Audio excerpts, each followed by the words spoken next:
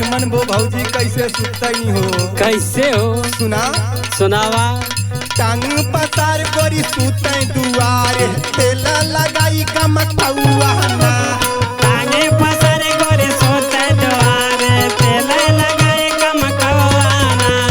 टांगे पसार कोरी सुतई दुआरे, तेल लगाई कमकौआ ना। तेल लगाई कमकौआ ना, तेल लगाई कमकौआ ना। टांग पसार कोरी सुतई दुआरे, तेल लगाई कमकौआ ना। टांगे पसार कोरी सुतई दुआरे, तेल लगाई कमकौआ ना। टांगे पसार कोरी सुतई दुआरे, तेल लगाई कमकौआ ना।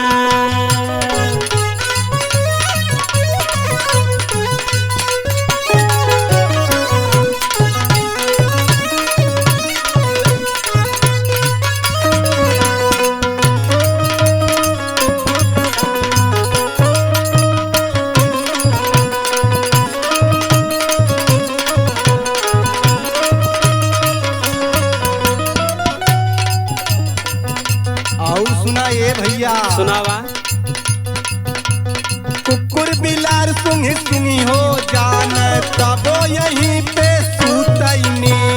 कुकुर बिलार सुंघी सुंघी हो जाने, तबो यहीं पे सुतली। कुकुर बिलार हो सुंघी के जाने, तबो यहीं पे सुतली। अरे कुकुर बिलार सुंघी सुंघी हो जान, तबो यहीं पे सुतईनी।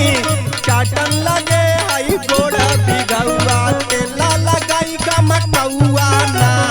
चाटन लगे हाय घोड़ा बिगौआ, तेल लगाई कमकौआ ना। चाटन लगे हाय घोड़ा बिगौआ, तेल लगाई कमकौआ ना।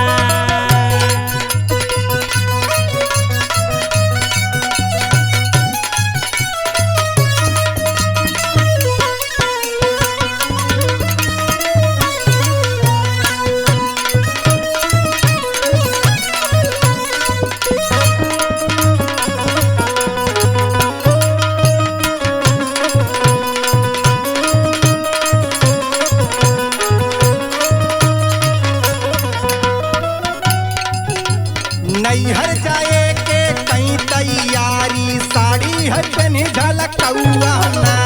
नैहर जाने के कनी तैयारी, साड़ी पहनली झलकौआ ना। नैहर जाए के कनी तैयारी, साड़ी पहनली झलकौआ ना। नैहर जाए के कई तैयारी, साड़ी हो पहनी झलकौआ ना। ओहो, टांग पसार कोरी सुतई दुआरे, तेला लगाई कमकौआ ना। टांगा पसारे गोरे सुतई दुआरे, तेल लगाई कमकौआ ना। टांगा पसारे गोरे सुतई दुआरे, तेल लगाई कमकौआ ना। बलराम देवरू देखी जरन, जबई